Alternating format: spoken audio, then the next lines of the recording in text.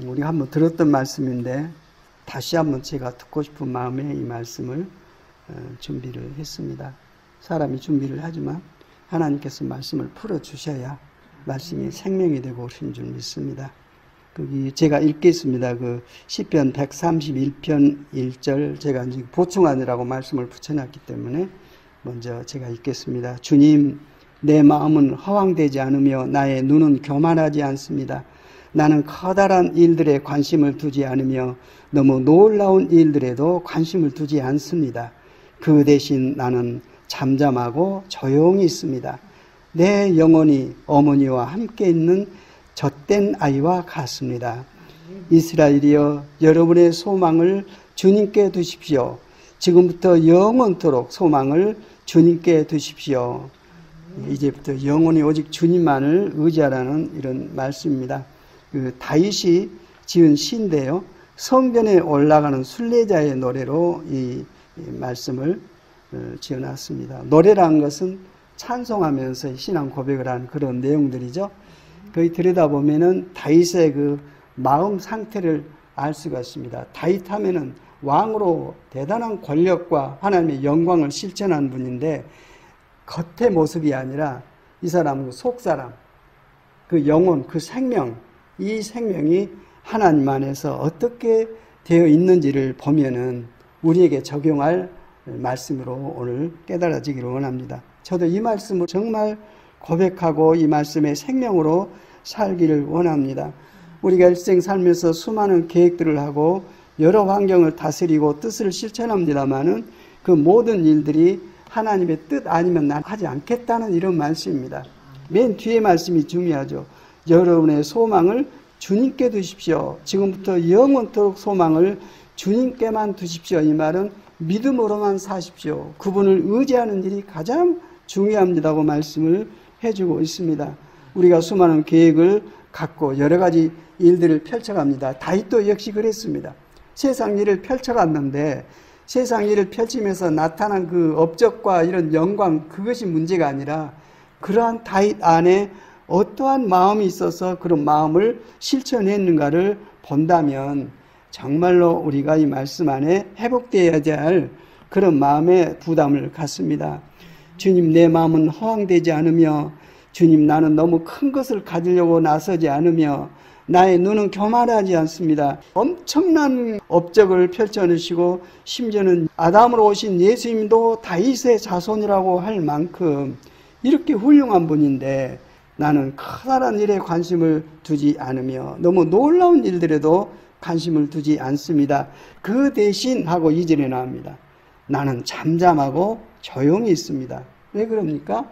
하나님께서 말씀하시고 하시도록 나는 하나님만 의지하는 마음을 가지고 있는데 그 모습이 어머니와 함께 있는 젖된 아이와 같습니다. 얘가 뭘 알겠어요? 엄마가 안 계시면 불안하기 짝이 없죠. 그처럼 막 젖된 아이가 어머니 옆에 있는 것 같이 그런 모습으로 있습니다 하는 그 고백을 하고 있는데 그 앞쪽에 내 영혼이 이런다고 말씀해주고 있어요. 이러한 자세를 가지고 하나님 앞에 있습니다고 말씀해주고 있고, 맨 마지막 절 131편 시편은 3절까지밖에 없어요. 마지막 절은 이스라엘이여, 하나님의 백성들이여, 하나님의 자녀들이여, 여러분의 소망을 일에다 두지 말고 하나님께 소망을 두십시오. 그분이 다스리고 그분이 뜻한 바를 여러분이 순종해서 이루는 일이 하나님의 뜻을 행하는 것이지, 여러분이 구상해가지고 이걸 이루어달라고 하나님께 간구하면서 그걸 밀어붙이는 것이 하나님의 일이 아니라고 말씀해주고 있습니다. 근데 성경에서는 하나님께서 우리에게 소망을 주셔서 이 소망을 실천하여 이룰 수 있도록 우리를 이끌어 가신다고 말씀해 주시기 때문에 하나님과의 교제가 정말 중요한 것 같아요. 네가 내 안에 거하라, 나도 너희 안에 거하리라. 한 몸이 되어서 내가 너를 통해서 나의 뜻을 실천해 갈 때 너는 나를 믿는 믿음으로 모든 것을 행해라. 그러면 내 뜻이 너를 통해서 이루어질 것이라고 말씀해주고 있습니다. 내가 세상에 태어날 때 내가 어머니 태 속에서 내가 나를 만들어가지고 태어나면 내 것입니다. 그러나 태어나졌습니다. 누구에 의해서?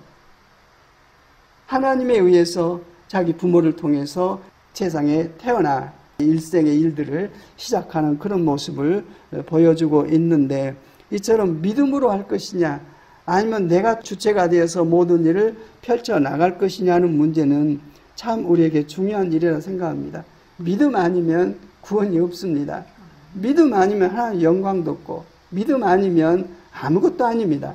다시 말해서 내 안에 주님이 계신 것을 알고 그 생명으로 주님께 순종하여 사는 것이 믿음인데, 이렇게 할 때 주님의 영광과 능력과 하나님의 뜻들이 펼쳐지는 것이지, 이러지 않고 아무리 좋은 생각이라 할지라도 내 스스로 갖는 나만의 생각으로 이걸 하고 있다면 하나님께서는 그래 해봐라, 네 스스로 해봐라고 놔두십니다.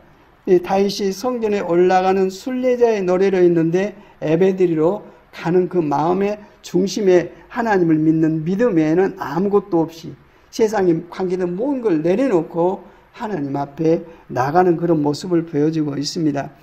이런 다윗의 신앙 고백이 어디서 나왔을까? 좀 더 말씀을 보면은 더 열어지는데, 시편 139편에 보면은 다윗의 진짜 마음이 너무나도 잘 소개가 되어 있습니다. 이 마음을 우리가 품을 때에 우리가 하나님을 안다고도 말할 수 있고 믿는다고도 말할 수 있습니다. 서로 관계가 깊어지면 사람 속에서 하나가 돼가죠. 하나가 될 때 그 사람을 원히 알게 됩니다. 어떻게? 생명으로 알게 됩니다. 예, 생명으로 알게 되는데, 다윗이 고백했던 이 내용을 보면은 자기 일생을 온전히 하나님께 맡겨드리고 살았습니다. 왜 그렇게 할 수밖에 없었냐? 내가 아는 하나님이 이런 분이시기 때문에 나는 하나님께 온전히 맡기고 내 삶을 펼쳐갑니다 하고, 이 왕 중의 왕이 이런 고백을 해주고 있습니다. 이건 다윗의 노래입니다. 지휘자를 따라 부르는 다윗의 노래. 노래는 어쩔 때 나옵니까? 마음에 풍성한 감정이 솟아오를 때 입으로 노래하는 노래가 참 노래죠. 여기 보면은 하나님과 얼마나 친밀한 관계 속에 있었는지, 하나님의 영광을 얼마나 깊이 이해를 하고 하나님의 주권 앞에, 하나님의 완전하신 선하신 사랑 앞에 나를 맡기고 믿음으로 살았는지를 알 수가 있습니다. 거기는 같이 읽어도 되겠습니다. 시편 139편 1절부터 시작. 주님께서 나를 샅샅이 살펴보셨으니 나를 환히 알고 계십니다. 내가 앉아있거나 서있거나 주님께서는 다 아십니다. 멀리서도 내 생각을 다 알고 계십니다. 내가 길을 가거나 누워있거나 주님께서는 다 살피고 계시니 내 모든 행실을 다 알고 계십니다. 내가 혀를 놀려 아무 말 하지 않아도 주님께서는 내가 하려는 말을 이미 다 알고 계십니다. 주님께서는 나의 앞뒤를 두루 감싸주시고 내게 주님의 손을 얹어주셨습니다. 이 깨달음이 내게는 너무나 놀랍고 너무 높아서 내가 감히 측량할 수조차 없습니다. 좀 느낌이 오죠? 이런 마음으로 하나님과의 친밀한 관계 속에서 있었습니다. 창조주 하나님, 절대자 하나님, 주권자 하나님의 영광을 경험하고 이런 마음을 가질 때 하나님 뜻에 순종하는 삶이 아니고 엉뚱한 길로 갈 수가 없습니다. 이미 다 알고 계시고 내가 얘기도 하지 않았는데 무슨 얘기를 할지를 다 알고 계세요. 그런 하나님 앞에서 내가 어떻게 살겠습니까? 근데 그분이 악한 분이 아니라 그분만이 선하십니다. 그분만이 완전하시고 당신의 완전하신 선하심과 그 영광을 나를 통해서 표현하고 싶어 하시는데 이런 모습을 다윗은 품고 있었어요. 이사야서 43장 21절에 내가 나를 위하여 이 백성을 지었나니 이는 나의 찬송을 부르게 하려 하심이라. 우리를 하나님의 찬송으로 지어 놓으셨어요. 그래서 우리가 하나님 뜻 안에 있다면 막 하나님을 찬양하고 감사하고 그분 앞에서 내가 어쩌지를 못하고 하나님을 대한 사랑 고백으로 모든 일을 행할 수밖에 없습니다. 그렇게 알고 그 생명으로 사는 사람들은 정말 복됩니다. 하나님께서 나를 보호하시고 또 나를 통해서 당신의 권능의 영광을 펼치시는데 누가 나를 해방하겠습니까? 다만 내가 하나님과의 관계가 사랑이어야 합니다. 사랑이 되면은 이런 계산을 하지도 않고요. 사랑이 되면 내 생명입니다. 내 몸이고. 그래서 하나님을 향한 사랑 고백으로 하나님의 몸으로서 살아가는 그 영광, 원래 이것이 온 만물을 창조한 하나님의 뜻 아니었습니까? 하나님의 형상과 모양으로 사람을 만드시고 이들을 통해서 하나님의 영광을 나타내기를 원하셨는데 그걸 깨버려서 참 오랫동안 하나님께서 고통받으시고 아브라함도 아들을 바쳐라 했을 때 바치려고 고백할 때 이제 멈춰라면서 그 이삭을 살려주시고 다른 재물을 준비해 놓으시고 그 재물을 바치도록 했는데 하나님께서는 어떻게 했어요?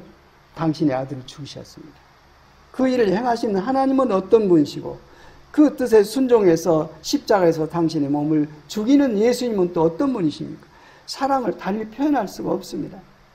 예, 사랑은 계산하지 않습니다. 그래서 값없이 목마른 자는 누구든지 와서 마셔라 하면서 예수님 안에서 우리에게 다 베풀어서 예수님처럼 하나님의 자녀로서 우리를 회복하시기를 원하시고 그 모든 일을 준비해 놓으시고 필요에 따라서 공급하시고 교훈도 주시고 좀 어긋날 수는 또 바로 잡아서 올 수 있도록 어려움도 주시고 이렇게 이끌어가고 계시는데 그러한 하나님과 계산하려고 드는 이 어리석은 생각들이 얼마나 하나님 마음을 서운하게 할지 모릅니다.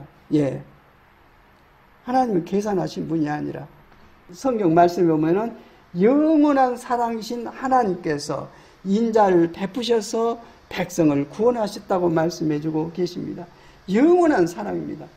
예, 심판도 하시고 수많은 사람들에게 벌을 내려서 죽이기도 하셨지만은 하나님의 본질은 사랑이십니다. 하나님은 사랑이시고 그 사랑으로 만물을 만드시고 그 사랑으로 우리를 부르셔서 사랑으로 양육하고 계시는데 사랑의 본체가 누구십니까? 예수 그리스도십니다. 그 아들을 통해서만 하나님의 사랑이 우리에게 공급이 되지고 그 공급된 아들의 생명 십자가에 흘리신 보혈로 우리의 모든 죄가 정결케 되고 하나님 안에서 하나님을 생명으로 모시고 사는 하나님의 성전과 나라로 회복되는 역사를 베풀어 오시는데 하나님께서는 값을 지불하였어요. 아들을. 그러나 우리는 값없이 받습니다. 예, 우리가 신앙생활 하는데 필요한 것을 모두 다 이렇게 벗겨내면 껍데기부터 계속 벗겨내면 아무것도 없고 하나님과 어린 양 예수 그리스도님만 계시고 그의 안에서 우리가 연합된 그 사랑의 공동체, 생명 공동체, 유기체라고 그러죠. 거기만 남습니다. 하나님은 그걸 원하고 계세요. 근데 이건 본질은 어디로 가버리고 종교적인 여러 가지 장치를 해놔서 이걸 해라 저걸 해라 해가지고 공동체가 움직이려면은 재정도 필요하고 여러 가지가 필요합니다. 그래서 서로 채워서 그런 일들을 풀어 나가야 되는데 이것이 본질이 아닌데 이것만 잘하면 하나님과의 관계가 완전해진 걸로 잘못 가르치고 다른 하나님의 뜻을 전하는 것은 나중에 아주 얼마나 꾸지람을 당할지. 이 불법을 행한 자야. 내가 언제 너를 들어 쓴 적이 있냐. 너는 나를 이용해서 네 목적을 채웠다고 하나님께서 냉정하게 우리를 내버리실 것입니다. 여기에 보면은 다윗의 그 마음, 율법시대 때인데도 이렇게 하나님의 기쁨 속에 예수님 안에서 회복된 사람들이 이걸 누리거든요. 누린데 거기 안에서 이런 놀라운 신앙 고백을 하고 있는 것에 대해서 정말 감동입니다. 다윗에게 기름 부을 때 하나님의 영이 임하시고 애언의 말씀이 이렇게 선포된 것 같죠. 우리도 여든 똑같아요. 다만 이것은 구약 때는 희미했지만 지금은 완전하게 이렇게 회복해 놓으셔버렸습니다. 그래서 오직 했으면은 성령께서 하나님께서 기름 부으신 기름 부음이 너를 가르치면 다른 사람의 가르침을 받을 필요가 없다. 왜? 내가 직접 하겠다. 내가 말씀이고 내가 생명인데 네가 네 안에 들어가서 네 생명이 돼가지고 내 마음의 눈을 열고 내가 거듭남의 생명으로 나의 예언된 모든 말씀을 깨닫고 그 생명으로 살도록 내가 네 안에 들어가서 내가 너를 통해서 나를 드러내시겠다고 말씀을 하고 계신데 사실 이렇게 해야 하나님의 영광이 흠없이 드러나집니다. 그 영광은 그리스도십니다. 나를 통해서 그리스도가 드러나시고 내가 산 것이 아니라 내 안에 계신 그리스도께서 드러나시고 세상도 없고 나도 없고 그분만 내 안에 살아 역사하시는 회복된 하나님의 자녀, 하나님의 몸, 하나님의 나라의 실체 이런 부분들을 하나님께서 우리에게 주시기를 정말 원하십니다. 성령께 사세요. 어떤 성령께서? 내 안에 임하신 성령께서 생명으로 나를 통해서 말씀하시고 생명으로 이 모든 진리를 깨닫게 하시고 행동으로 표현하게 하십니다. 인간에게서는 이게 안 나옵니다. 하나님만이 이 일을 이루시기 때문에 이 법을 다 알고 믿고 깨닫고 이런 자세에서 공동체를 이루는 교회 생활이나 여러 가지 활동이나 이런 걸 펼쳐나갈 때 이렇게 회복된 사람들이 모이면 이 사람들이 움직이면 움직일수록 하나님의 영광만 드러나지고 하나님의 뜻들만 표현이 되집니다. 이 부분이 세언에게 성취고 이 일을 세언에게 중보자이신 예수님께서 완전히 이루셨는데 완전히 이루신 것을 보지 못하도록 믿지 못하도록 듣지 못하도록 하면서 이상한 대로 끌고 가고 있는 이런 적그리스도들이 참 많이 있다는 것이 정말 안타깝습니다. 먼저 우리가 이 말씀에 온전히 서가지고 성령님으로부터 세워져서 가르친 자도 성령님을 통해서 말씀을 전하고 듣는 자도 성령님을 통해서 말씀을 모셔드리고 이래서 내 안에 계신 하나님의 생명 되신 영광이 내 안에 임재하셔서 이 생명으로 행동하도록 역사를 하시는데 이런 일들을 십자가에서 주님 감당하시고 이루었다고 선포하시고 그 이루신 것을 계속 성령님을 통해서 우리 안에 적용을 하고 계십니다.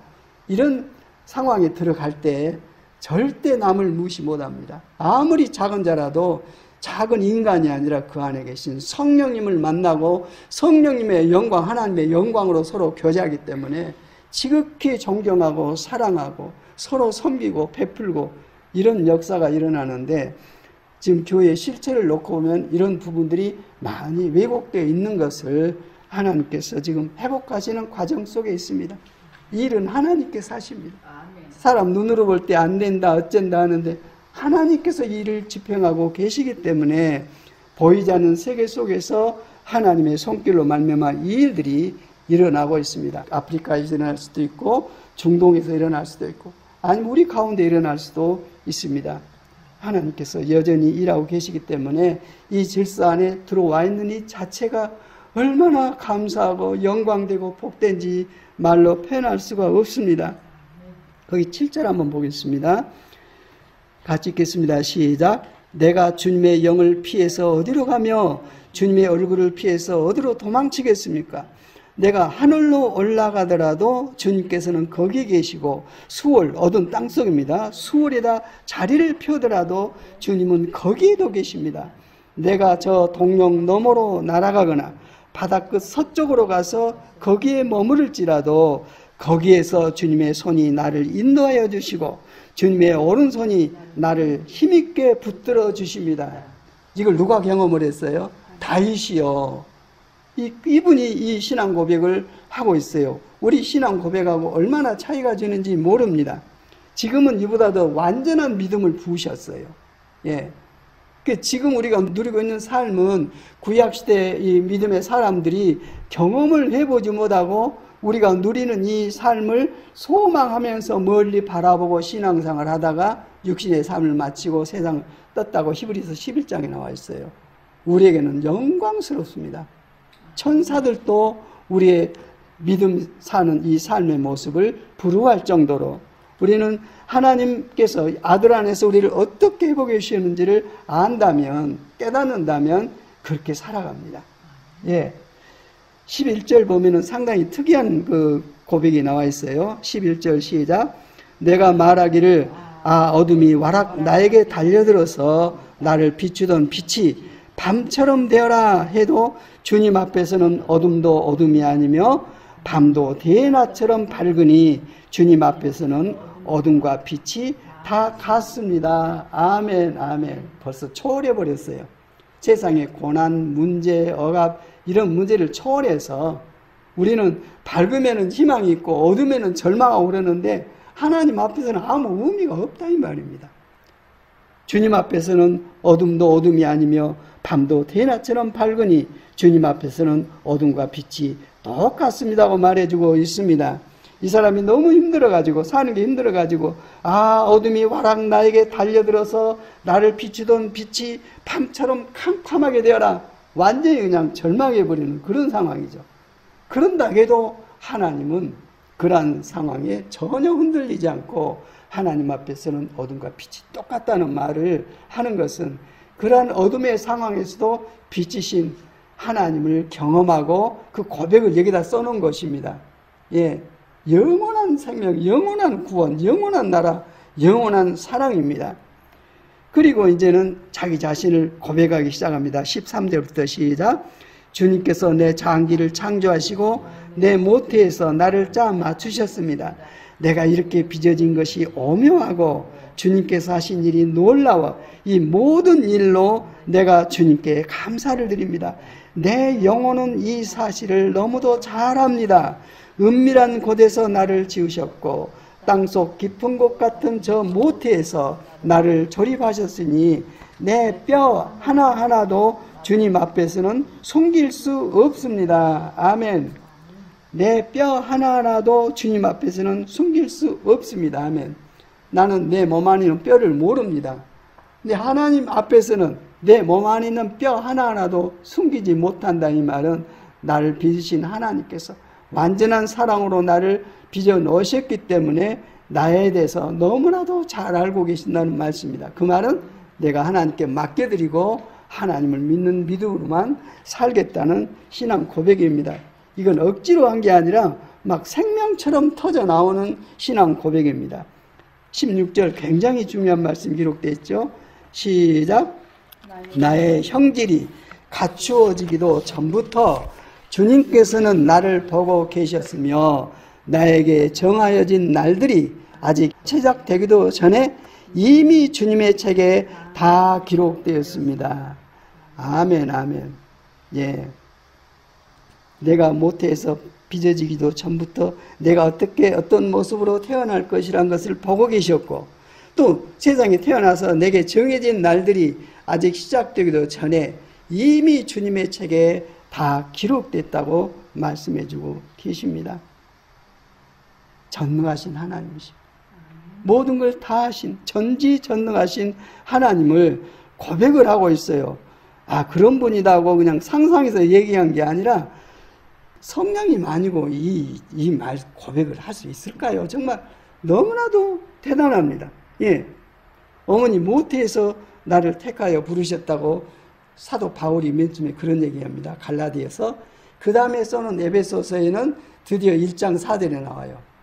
하나님께서 창세전에 그리스도 안에서 나를 택하시고 사랑해 주셔서 거룩하고 흠이 없는 사람으로 만드셨다고, 그때 이미 창세전에 나를 어떤 모습으로 회복하실 것인가를 당신의 영광과 선하심과 사랑과 모든 생명의 빛으로 나를 이미 창세전에 계획하시고 태어나도록 하셔서 지금 살고 있는 내 모습과 내 환경이 됐다고 말씀해주고 있습니다.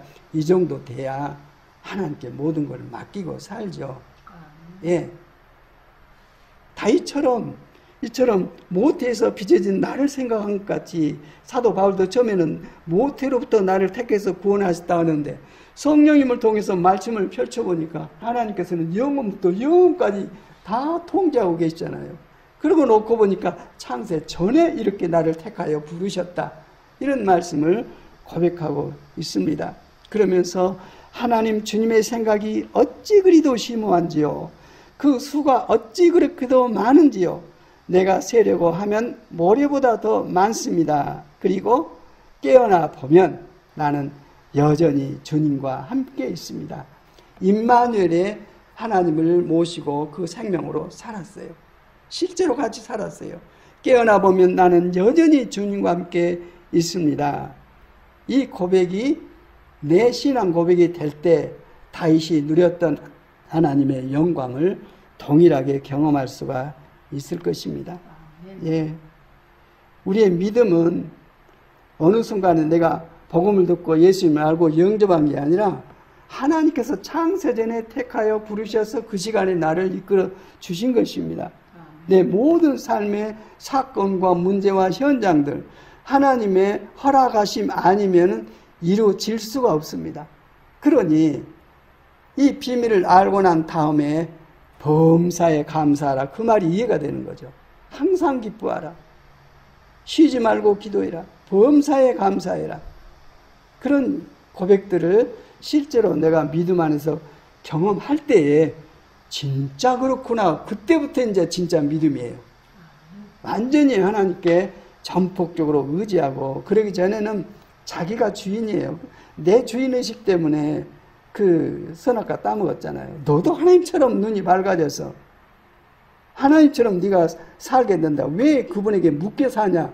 그 미혹에 빠져서 선악과를 먹고 하나님과 분리됐던 내가 예수님 안에서 다시 원점으로 하나님께서 계획하신 그 나라로 우리를 회복하시는 작업이 복음을 전하고 복음을 듣고 믿음으로 회복되는 역사가 이루어지는 거죠. 실은 예수님을 믿는 믿음 안에서 이처럼 부름받아서 하나님의 나라로 옮겨진 우리는 에덴 동산에서 죄짓기 전에 누렸던 그 영광을 알게 돼요. 생명을 가지신 분은 예수 그리스도 그분이십니다. 생명을 가지신 그분이 내가 주님을 고백하는 믿음으로 영접해서 내 안에 들어오실 때 주님의 생명이 내 생명이 되어서 그 생명은 부활 생명이요 영생의 생명입니다. 그 생명이 내 안에 들어와서 실제로 임하셔서 내 안에 임하신 주님과 함께 연합해서 그분의 머리 대신 주님의 뜻을 따라 내 몸이 살아갈 때 그때 생명이 내 안에 임하셔서 살아계신 주님의 일들을 경험하고 펼쳐갈 수 있는 것이지, 그렇지 아니하면 생명, 상상일 따름입니다.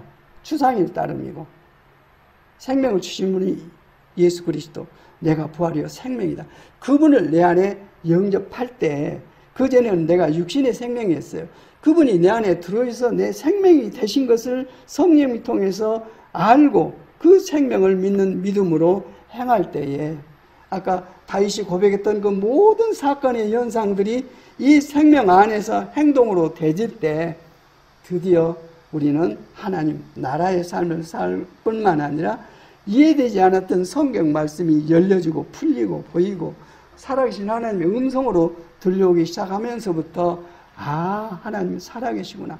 내 양은 내 음성을 들으며 나는 저희를 알며 저희는 나를 따르느니라 하신 그 말씀이 진짜네 하면서 정말 주님과 함께 살아가는 거예요. 예. 그래서 믿음은 상상이 아니고 종교적인 행위도 아니고 가장 기초적인 것, 영원한 생명이신 주님과 육신의 생명으로 제한된 내 생명이 연합되어서 주님의 생명이 내 생명이 되셔서 그 생명으로 내가 살아갈 때에 비로소 그 안에 믿음이 있고 구원이 있고 나라가 있고 그때 사람이 바꿔집니다. 그러기 전에는 안 바꿔져요. 왜 하나님 뜻에 불순종하냐? 왜 이거 안 하냐? 인간이 할 수 없어요. 없기 때문에 안 하는 거죠. 할 수 있으면 하죠. 그러나 거듭나서 하나님의 생명이 성령께서 그 안에 들어오시면 이건 저절로 됩니다. 왜? 생명이 그 생명이에요. 그 생명이 아닌데 막 생명을 흉내 내려가면은 시키는 사람도 죽을 맛이고 그 하려고 한 사람은 죽을 맛이에요. 그러나 저절로 됩니다. 이건 생명은 속일 수가 없어요. 예. 그래 그 부분을 우리가 알아야 되고, 이런 부분이 성경 마지막 뒤쪽의 말씀 요한계시록에도 나와 있습니다. 읽으면서 설명을 해드릴게요. 여기 보면은 구원을 주시는 분은 보좌에 앉아 계신 우리 하나님과 어린 양이십니다 하고, 거기에 이제 천국에 들어와 있는 어마어마한 숫자의 사람들이 내가 이렇게 구원을 받아서 천국에 들어와 있다고 지금 찬양을 하는 모습이 거기에 나와 있습니다. 구원은 하나님께 있습니다. 이분들이 흰 두루마기를 입고 있죠. 예. 그 부분이 이제 뒤에 설명이 되지는데, 먼저 11절 한번 읽겠습니다. 먼저 수많은 숫자가 구원을 주시는 분은 보좌에 앉아 계신 우리 하나님과 어린 양이십니다 하고 찬양을 하고 나니까 11절 시작. 모든 천사들은 보좌와 장로들과 내 생물을 둘러서 있다가 보좌 앞에 엎드려 하나님께 경배하면서 아멘, 찬송과 영광과 지혜와 감사와 존귀와 권능과 힘이 우리 하나님께 영원 무궁하도록 있습니다. 아멘 하고 말했습니다. 하나님 향한 찬양, 모든 일들의 주권자, 절대 창조주 주권자이신 하나님께 구원받은 백성들, 천사들, 장로들, 내 생물들 모두 하나님 앞에 엎드려서 경배하면서 찬송과 영광과 지혜와 감사와 존귀와 권능과 힘이 우리 하나님께 영원 무궁하도록 있습니다. 이 말은 하나님께서 하셨습니다. 이루었도다 하시는 주님께 찬양하고 화답하는 그런 내용입니다. 예. 그럴 때 24장로가 있죠. 그 중에 한 분이 요한에게, 예수님의 사도죠, 묻습니다. 흰 두루마기를 입은 이 사람들이 누구며 또 어디에서 왔습니까? 하고 요한 사도에게 묻습니다. 알까요? 모를까요? 모른다고 나와 있어요. 14절 읽겠습니다. 시작. 내가 장로님께서 잘 알고 계십니다 하고 대답하였더니 그는 나에게 이렇게 말하였습니다. 이 사람들은 큰 환난을 겪어낸 사람들입니다. 그들은 어린 양이 흘리신 피에 자기들의 두루마기를 빨아서 희게 하였습니다. 아멘. 어떻게요? 큰 환난을 겪어낸 사람들이래요. 만사 형통에서 거기까지 온 게 아니라 큰 환난이 왜 필요할까요? 자기를 부인해요. 자기를 부인하고 오직 주님만이 나의 구원자이신 것을 고백하고 주님과 만나는 그런 현장이 큰 환난입니다. 그래서 주님을 만나 뵙고 주님으로 말미암아 흰 두루마기를 입고 거기에 와 있는데 어떻게 무엇을 빨았다고요? 그리스도의 피로 주님의 보혈로 깨끗하게 씻음을 받고 회복되어서 들어와 있는데 그 숫자가 얼마라고요? 그 수를 아무도 셀 수 없을 만큼 큰 물이라고 말씀해 주고 있습니다. 그래서 이렇게 회복된 사람들이 15절 읽겠습니다. 시작. 그러므로 그들은 하나님의 보좌 앞에 있고 하나님의 성전에서 밤낮 그분을 섬기고 있습니다. 그리고 그 보좌에 앉으신 분이 그들을 덮는 장막이 되어오실 것입니다. 그들은 다시는 줄이지도 않고 목마르지도 않고 해나 그 밖에 어떤 열도 그들 위에 괴롭게 내려쬐지 않을 것입니다. 아멘. 완전한 하나님의 보호 속에서, 환난도 자기 스스로 환난 당한 게 아니라 주님의 보호 속에서, 주님 안에서 오직 믿음의 고백으로 그런 큰 어려움을 극복하고 그 자리에 와 있는데 그 환난을 이긴 분이 내가 아니라 내 안에 계신 그분이 나를 그렇게 회복해서 나를 품어서 거기까지 올려놓으신 놀라운 역사입니다. 그분이 누굽니까? 우리 주 예수 그리스도 임마누엘 하나님이십니다. 예. 그러면서 17절에 이제 그 모든 말을 요약해 놓고 있습니다. 시작. 보좌 한가운데 계신 어린 양이 그들의 목자가 되셔서 생명의 샘물로 그들을 인도하실 것이고 하나님께서 그들의 눈에서 눈물을 말끔히 씻어주실 것입니다. 처음 것들이 다 지나가고 이제 하나님께서 그리스도 안에서 창조하신 새하늘과 새 땅 안에서 새롭게 회복된 모습으로 함께 들어와서 하나님 나라의 영광을 함께 누리고 있는 그 모습입니다. 누가 목자가 되십니까? 어린 양 예수 그리스도, 그분이 목자가 되셔서 어디로 인도하신다고요? 생명의 샘물로 우리를 인도하신다고요. 그리고 하나님께서는 우리들의 눈에서 눈물을 말끔히 씻으신다. 세상의 눈물이에요. 수고와 슬픔뿐이고 우리가 당했던 환난 가운데 당했던 모든 그 아픔과 눈물들을 다 씻으시고 보라 내가 만물을 새롭게 하노라 이렇게 말씀하십니다. 결론적으로 우리가 신앙생활을 하는데 다양한 환경 속에서 다양한 일들을 겪고 살아가고 다양한 사건들 속에서 여러 가지 신앙 고백이 이 행동으로 표현되어야 할 필요가 있는데 그 모든 것들에 나타난 그 껍데기를 보지 마시고 그 안에 생명수 샘물로 인도하시는 주님만을 바라보고 의지하고 그분 안에 연합되어 그 생명으로 내가 세워져 있는 그 자체가 중요한 것이지 나머지 일들은 전부 사라집니다.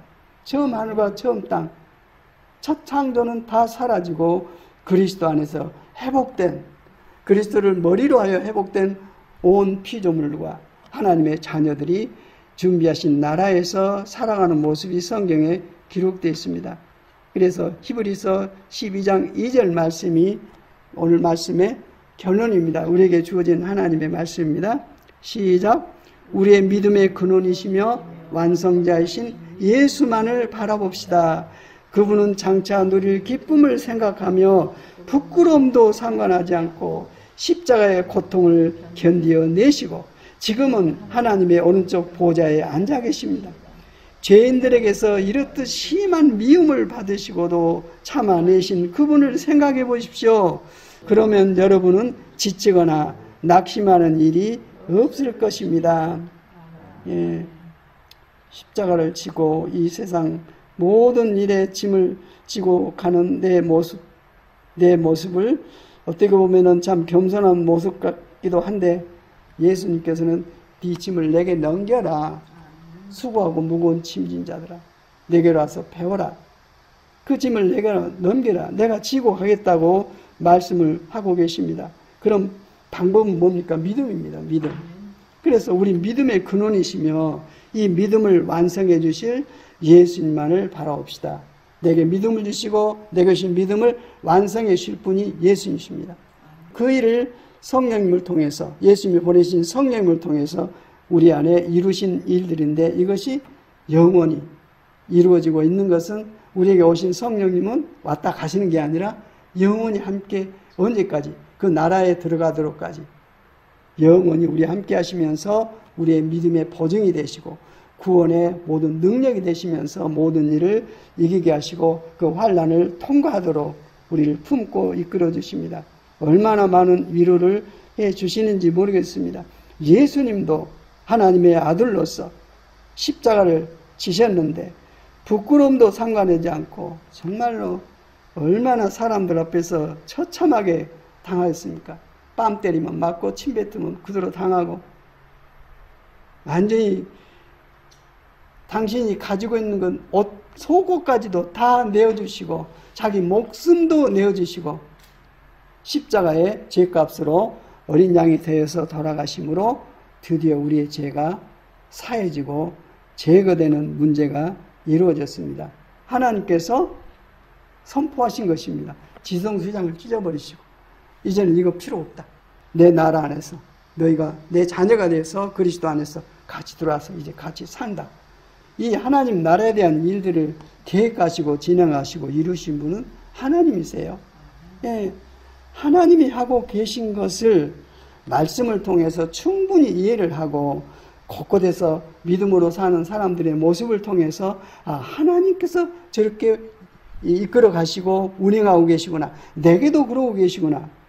그 정도 될 때는 이제는 사람이 안 보여요. 오직 성령님을 통해서 우리에게 임하신 하나님만 예수님만 알고 그 몸으로서 점점 연합돼서 사랑은 연합되게 하거든요. 예. 사랑이 생명인데 생명을 낳는 도구가 사랑인데 살아나려면은 사랑이 부어져서 이 사랑도 인간이 의지적으로 하는 사랑이 아니라 성령님의 사랑이에요. 성령께서 내 안에 들어와서 당신의 몸을 이렇게 연합되게 하시고 그 사랑으로 소통케 하심으로 그 안에서 하나님의 생명이 불같이 일어납니다. 역동하게 일어납니다. 그래서 이 사랑 안에 임한 조직과 전체는 점점점 하나로 완전해지고 가짜 사랑은 어떻습니까? 점점점 깨지죠. 예. 망하려면 막 싸움하면 빨리 망합니다. 그러나 회복되고 그러려면 내게 맞지 않은 사람도 품고 하나님의 뜻을 표현함으로 결국 다 회복되고 그 사람 회복되는 나는 더 완전히 회복되고 그래서 하나님의 뜻들이 이루어져서 사람을 통해서 나타난 일들을 보고 하나님께서 이루었도다 하고 하늘에서 선포하십니다. 나는 알파요 오메가다. 처음과 나중이다. 당신이 이루신 일, 창조하신 일을 하나님께서 기뻐하십니다. 지금 새롭게 창조하고 계시죠. 처음 첫 창조가 질서가 망가진 것을 예수님 안에서 다시 창조하고 계셔서 창조를 완성하신 분이 하나님이십니다. 그래서 하나님의 그 기뻐하심 속에서 하나님의 뜻 가운데 살아갈 때 결코 우리를 버리지 아니하십니다. 내가 하나님을 외면할지라도 하나님 나를 버리지 아니하십니다. 중요한 것은 하나님께서 만물을 창조하시고 하나님 보시기에 좋았더라 그러신 것 같이 우리를 보고 누구 사람이 아니라 하나님 보시기에 좋았더라 하고 이런 나에 대한 말씀이 내 삶을 통해서 나타난다면 그보다도 영광스럽고 그보다도 권능과 하나님의 이름의 그 복을 누리는 사람은 없을 것입니다. 그러한 삶을 정말 살기를 원합니다. 네가 한 게 아니라 하나님께서 내 안에 들어오셔서 나를 그렇게 회복해 가시고 봐라 내 자식이다. 봐라 내 작품이다. 그러시면서 내가 심지 않은 나무는 다 뽑아버릴 것이다 그랬어요. 하나님이 심지 않은 나무들이 너무 많아요. 남은 남이고 제일 중요한 건 납니다. 내가 주님 안에 회복되어 있으면 나를 통해서 계속 하나님의 회복되는 역사가 전달되고 이루어집니다. 기도하겠습니다. 아버지 하나님 감사합니다. 오늘 또 생명의 말씀을 우리에게 부으셨습니다. 하나님의 영광의 말씀, 주님의 권능의 이름으로 선포된 말씀을 우리 안에 부으신 바 우리의 생각과 마음의 이 말씀을 역사해 주고 성령께서 풀으셔서 이 생명으로 살아서 하나님 보시기에 참으로 기쁨을 드리는 그런 삶을 살 수 있도록 은혜를 베풀어 주시옵소서. 주 예수 그리스도의 이름으로 기도드립니다.